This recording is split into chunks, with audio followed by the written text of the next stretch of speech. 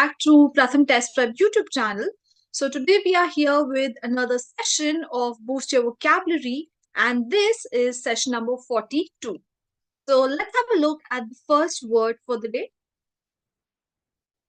So the first word is rancid. Now if you have heard about acid rain, now acid rain always is said to have a very bad, a very pungent smell. So anything that causes any amount of displeasure, something that makes you feel very disgusted, something that resents you, or in other words, something that is abhorrent, abominable, appalling, awful, is considered to be rancid. So all the words that you see on the slide are really good synonyms, and you should probably remember them for all your entrance exams. Have a look at the sentence. He is an unscrupulous food vendor who is as rancid as the meat that he serves. So, unscrupulous would over here mean somebody who is very dishonest, who loots his customers. So, you're describing a person, hence, the word rancid becomes an adjective. Now, please make a note of it that the words abhorrent, abominable, appalling, and rancid are very, very important for exam point of view. So, you should kind of remember and make a note of these, in fact. Have a look at the second word. So the second word is Draconian. Now imagine what a Dracula does, right? Sucks your blood, bites you. So Dracula gives very severe form of punishment that's in a way death, right? Now, if you look at the meaning of the particular word, anything that is extremely barbarous, anything that is atrocious, very inhumane, extremely cruel, that is considered to be Draconian. You get the sentence? The editorial criticizes the draconian measures being taken to control the spread of the disease. So basically, what are we doing is the editorial is criticizing the methods or the ways in which we are trying to control the spread of the disease. And since the word measures over here is a noun, we are describing it. Hence, the word draconian becomes an adjective. Let's have a look at the next sentence and the word. So the next word is dipsomaniac. Now, maniac who dips himself in alcohol every day is considered to be a dipsomaniac. Essentially, we are talking about somebody who is an alcoholic, who is a drunkard, right? A bacchanalian is what we are talking about over here. The present Duke had none of the spirit or sense of his ancestors and was moreover a dipsomaniac. Now, look at the word usage in the sentence. We are using an article A before it. So, naturally, the word dipsomaniac becomes a noun. So, a person who is essentially drinking a lot very regularly and is almost very drunk all the time is considered to be a dipsomaniac. Hi, Star Siddiqui. All right, let's have a look at the next word for the day. So the next word is somnambulus. Now, in this case, instead of looking at the mnemonic aid, we are focusing more on the etymology part. Now, I believe we all have heard about the word insomnia. Insomnia is a disease in which you are unable to sleep when you really want to sleep. So, from the word insomnia, we get the word som, S-O-M-N, which refers to sleep. We all have heard the word ambulance. Now, what does an ambulance do? It moves from one place to other, carries patients from their home to the hospital and vice versa. So the word amble is related to movement. And I believe we all have also heard words like scientist, biologist.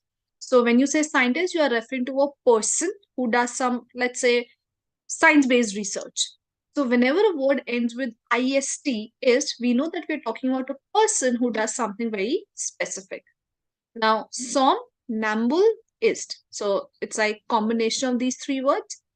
When som is related to sleep, ambul is related to movement, and ist is related to person. Hence, somnambulist refers to a person who walks in his or her sleep.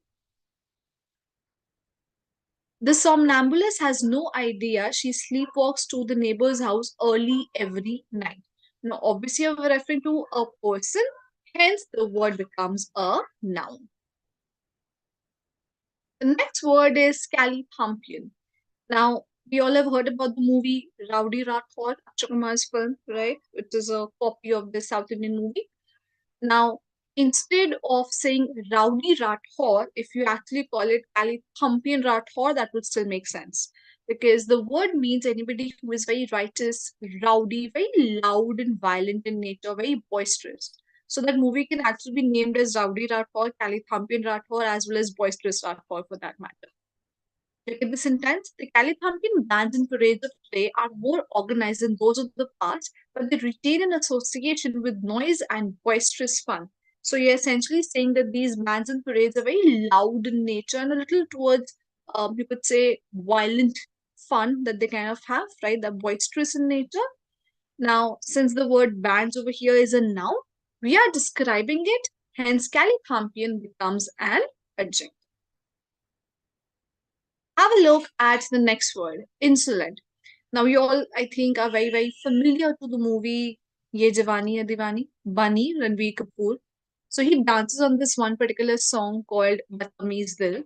Now, that song can actually be sung as Insolent Dil instead of being Batamiz Dil, because insolent is the English translation of the word Batamiz. And let me tell you the exact translation as well. Look at the meaning. Displaying or marked by rude boldness, impudent, impertinent, and audacious. So you're bold, but in a negative way.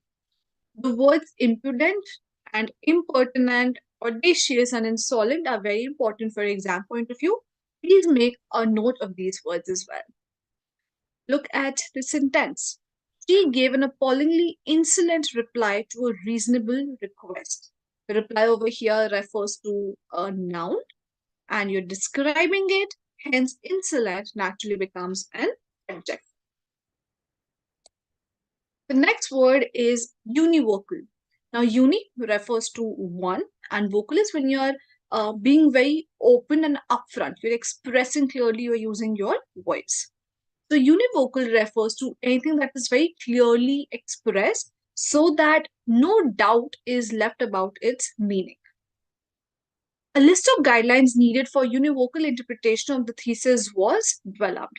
So when you say univocal interpretation, you want the interpretation to be very clear without any doubts left in the minds of the readers or the people around. And that is why certain guidelines were made, certain guidelines were required for that to happen. Now, interpretation again over here is a noun. We are describing it, hence naturally again, univocal becomes an adjective. This is quite an easy breezy word, I would say. So let's have a look at the next word. The next word is conundrum. Now look at the mnemonic. Con stole the drum. So you're basically asking a puzzle. It's a mystery. It's an enigma. When I face a conundrum, I often ask my counselor for help. So whenever you are in a state of confusion, whenever you are in a dilemma, you don't know what to do and what not to do, you go to a counselor, seek some help, and eventually you're able to solve the mystery. You're able to find an answer for yourself. So over here, since we are using the article a before the word conundrum, naturally conundrum becomes a noun.